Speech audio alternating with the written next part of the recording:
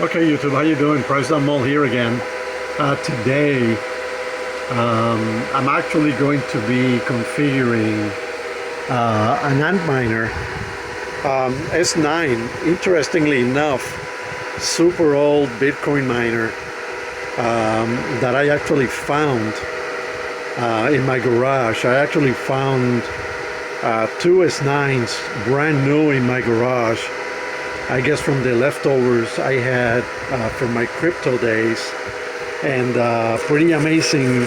I probably overlooked these, and when I looked at the boxes, they were sealed.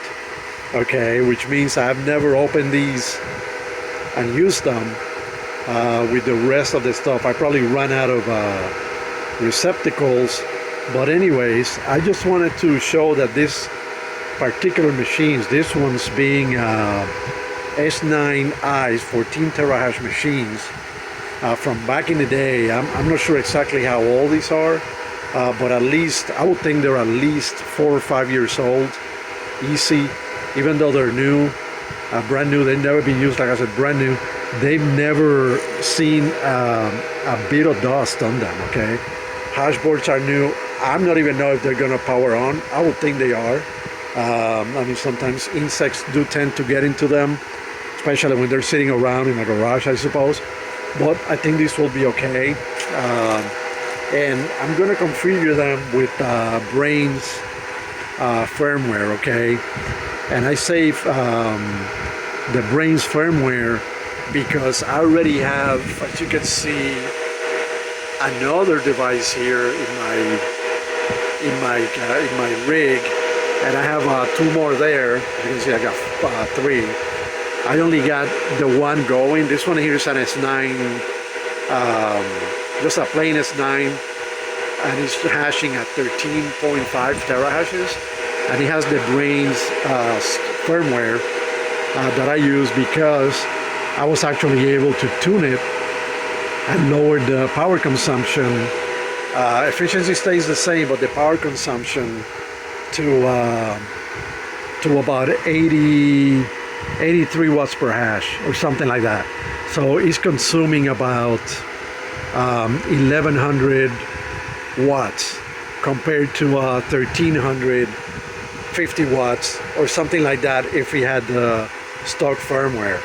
Okay, so I like the Braiins firmware better because you could configure groups of pools.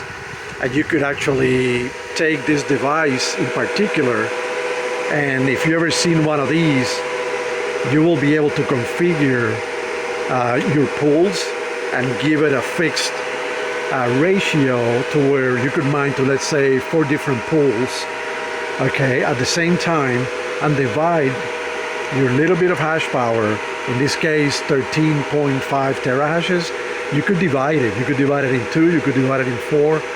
I think you could put up to 5 groups if I'm not mistaken. I think I got 5 right now, and you could mine different coins. Okay, different SHA-256 algorithm coins. Okay, which you could do going to Zerg, to zergpool.com. Okay, and you could configure the miner, the software, and the pool groups to do that using the Braiins firmware. Okay, I'm also not going to flash it into the controller board. Okay, I'm going to be running it from the card slot, from the SD card slot that's in the front of this device.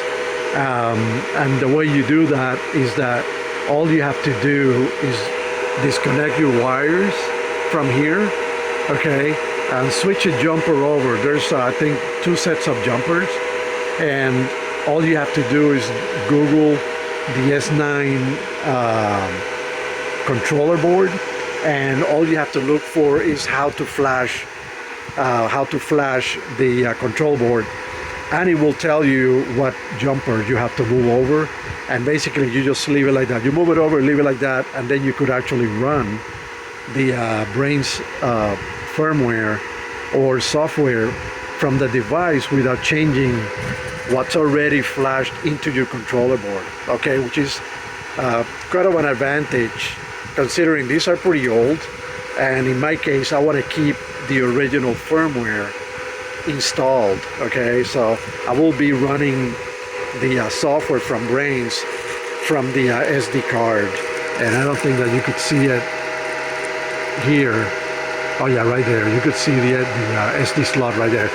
So anyways, I just wanted to kind of like initiate the video and show that this can be done quite nicely, and you could actually make this hash at a reasonably nice rate.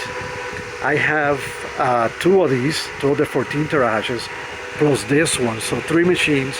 I'm gonna have 3 power supplies. I got 2 over there in my box, 1 per machine, but they are going to be tuned to hash at a lower rate, and I'm actually gonna lower the power from 1300 watts, 1350 watts, which they are supposed to mine at then 13.5 terahashes, okay. Those are an equivalent of 1350 watts. I'm going to lower it to 500, so they are going to be hashing at about 5 to 7 terahashes. I think that's what that one did when I lowered it to 500. It was about 6.9 or 7.1 terahashes, and if you multiply that times 3, that's 21 terahashes for 1500 watts. You're gaining quite a bit of a terahash per watt, so to speak, because you're really actually down tuning them, or not down tuning them, but you're basically taking the hash rate down, and the machines somewhat become more efficient, if you want to call it that. The efficiency doesn't change, but it doesn't matter. Having the 3 together is better than having one overclocked or mining full power. Plus, I don't like that noise, and you could hear that fan is going at quite a high rate of speed, and if I'm not mistaken, this fan is moving at about 4200 RPM, and it gets annoying, okay. It's kind of cool here today. The garage is cool. I got it set up at 79 degrees, so that way the fan can spin faster or lower according to the temperature. And if I'm not mistaken, it's running at 55% of the fan speed. So this thing can go as fast as, I think it's 6500 RPM, and it gets crazy. Okay, so it's super loud, annoying. It's just not a good thing. If I take it down to 500, that fan is gonna slow down big time. Okay, so I just wanted to take this time to basically recommend the Braiins firmware. I've been using it for a while. That's what I used to use some time ago, years ago, and it worked, and they have upgraded the software quite nicely. And this particular machine is gonna be able to work pretty nicely with that software. I'm actually going to be installing it here. This is where I used to have some of my mining equipment, and I had the filter there. I have two AC unit fans there on timers, so one of them will turn on at the time for about 12 hours, and then it'll switch to the next one. I still need to add my temperature sensor to activate it with temperature, but right now they're only on the timer. I have a filter there, and then I have a set of fans, 4 fans over here.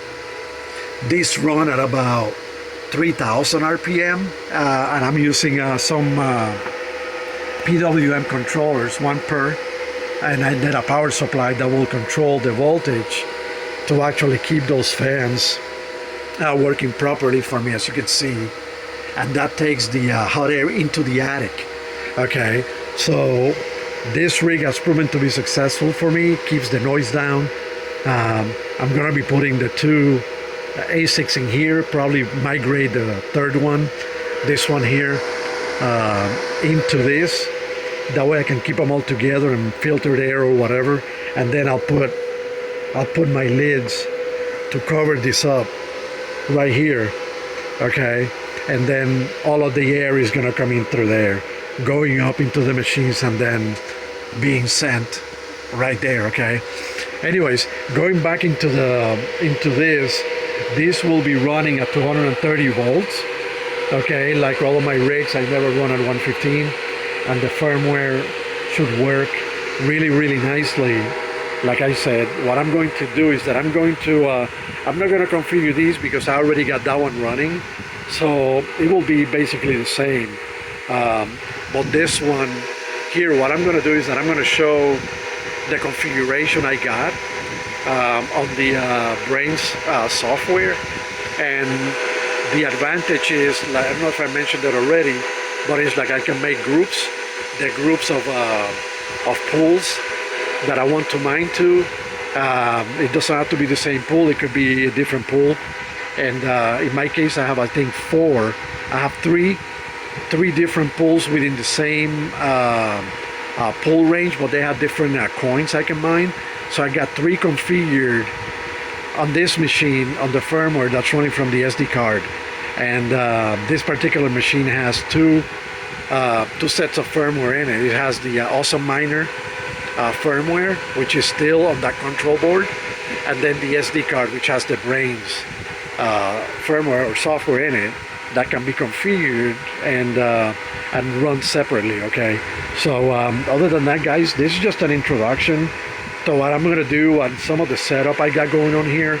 I'm just going to make this video. This machine is quite old, okay, but I feel someone would probably benefit from knowing that, and I know that the Braiins software does a super job tuning these devices and definitely lowering the hash rate and controlling the power efficiently to make these machines work really nice. I'm going to have three of them together, three different power supplies, and they all going to have their own separate SD card, and they all going to be configured exactly the same to produce the same hash rate, which will be about between 6.5 and 7.5 terahashes. Okay, so multiply that times 3, 1500 watts is going to be about what I'm going to do with these to keep the noise level down and those fans spinning at a lower speed.